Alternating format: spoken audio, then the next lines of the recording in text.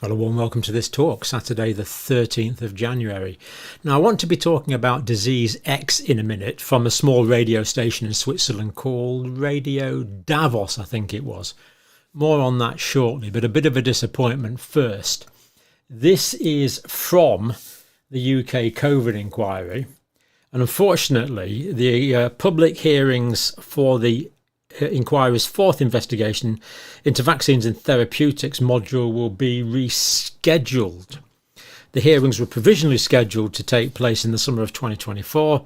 They will now take place at a later date.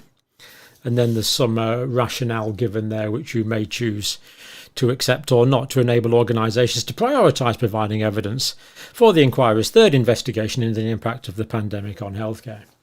Well, I would have thought they knew what order this was in before they did this, but never mind. That's what they've said. This is from the site here.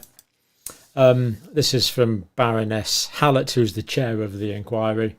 I know that the postponement of these hearings will be a disappointment for some. Yes, it will. And I think there's a degree of urgency, as I'll point out. I want to ensure our hearings in 2024 are as effective as possible. Well, yes. And I recognise the increasing pressure on organisations to respond to requests and provide information to the inquiry. Now, I would have thought they'd known that when they scheduled the inquiry at the first place. Maybe they've had to reschedule this because there was some new information came to light. We're basically not told, which is disappointing. But we are assured it's going to be finished by the summer of 2026. So let's hope there is time to squeeze in this rather important module, because it's not on as scheduled, unfortunately. So I had been genuinely looking forward to that, and it's pretty disappointing that that is now being delayed. Now, I want to give you something from the Mail Online now. That I'm just hoping they don't know more than we do about it, because they actually say COVID inquiry's probe into vaccines is delayed indefinitely. Indefinitely, they're saying. Well, let's hope that's not the case. As chair admits, postponement will be a disappointment for some. Yes. Hearing for the fourth module of this is from the Mail Online now. Hearing of the fourth module of the official inquiry to be what it was set of the official inquiry were set to begin this summer. A long-awaited probe into the development of COVID vaccines and drugs was today postponed, and again they say indefinitely here. So let's hope this is not the case. Baroness Hallett says, I know the postponement will be a disappointment. I wish to reassure you that we will hold these hearings as soon as possible. Good, we'll look out for it. But we're still going to be finished by the summer of 2026. So let's hope there's time. Now, this inquiry has cost you and me, the proletariat, the plebeians. So far, it's cost us 145 million. Quite incredible. Now, I'm going to talk about disease X in a minute, but just before we do that, this is just a completely unrelated article I was reading in the Guardian newspaper from November 2022. This is Paul Burrell, who was a royal butler. And Paul Burrell reported a conversation with Her Majesty the Queen prior to her sad recent departure. And Paul Burrell reports that the Queen said this, Queen Elizabeth said this: there are powers at work in this country about which we have no knowledge. So it looks like there are powers at work, but we don't know what they are. So in Donald Rumsfeld terms, this would be known unknowns, I guess. Now, I want to talk now about disease X, which is on this website here. This is the World Economic Forum site, as far as I can derive. Disease X, this is how we should prepare for the next big virus. Wow. So this, you can listen to it here or you can read it there. It's all very easy to understand while being rather difficult to understand. Now, disease X, I've been teaching this sort of thing pretty well full time since 1990. And I've been a clinical nurse since 1975 when I was a first year student. And I'd never heard of this disease X. So I looked at some of my books, because when I wrote my book, I couldn't remember putting it in. So it wasn't in there, but I could easily miss it, couldn't I? So I did check in Rubens' Pathology. These are the definitive texts. Couldn't see it in there either. So I checked in Guyton and Hall, superb physiology book, not in there either. Porth's pathophysiology, no, not in there either. It's a fairly thick book. You think it could be in there somewhere. You get the idea. Not in that one. Can hardly pick this one up. Pathophysiology. All these standard textbooks, not in there. So it must be a new disease. Can't say I like the sound of a new disease. We've had a new disease already, haven't we?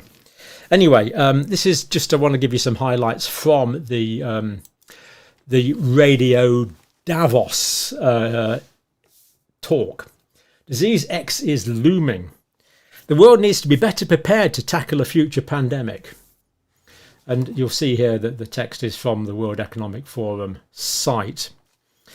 They go on to say, by mapping viruses with the potential to become the next disease X, the global health community and governments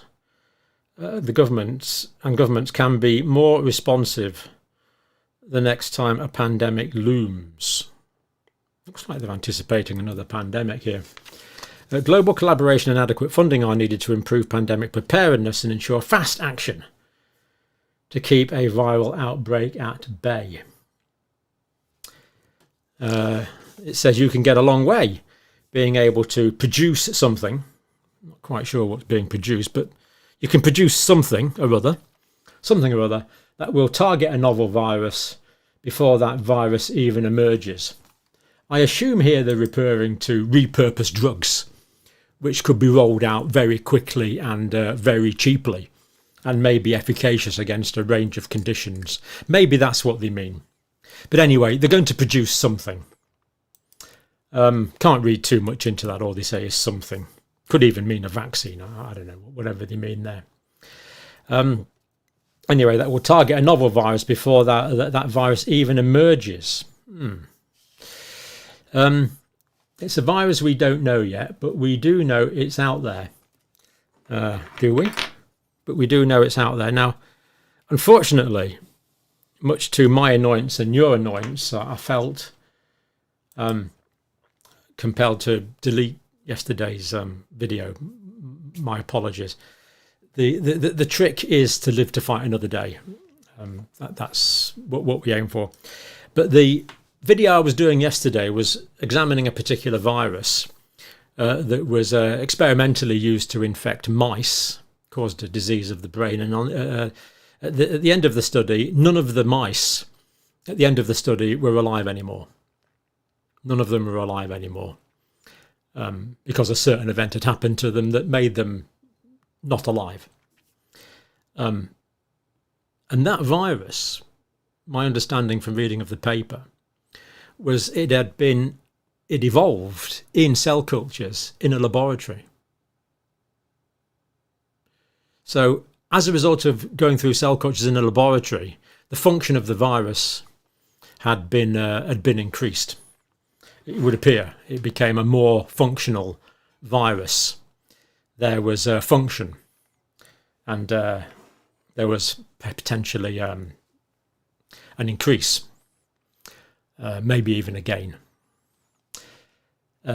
Anyway, but we know it's out there. So they know it's out there. Obviously, they don't know a precise geographical location, but they know it's out there. And we know it has the potential to spill over from animal populations potentially into humans. Well, yeah, there can be natural spillover events, of course. There can also be other origins of viruses. Perhaps mutate or adapt itself and then begin spreading and killing people faster than we can contain it. Carrying out research and vaccine development. Carrying out research and vaccine development for known viral families could impact humans, of which there are 25 viral families, they're saying, would give humanity a decided advantage over the next disease X. So who knows, maybe the World Economic Forum will be good enough to develop a vaccine for us great unwashed, so it's all ready for us. I'll leave it with you. Read the article for yourself. It's all there. It's all there. Yep. From Radio Davos. Quite concerning, really. A disease X. They seem to think it's coming. Let's hope they don't know too much more than us. We'll leave it there. Thank you for watching.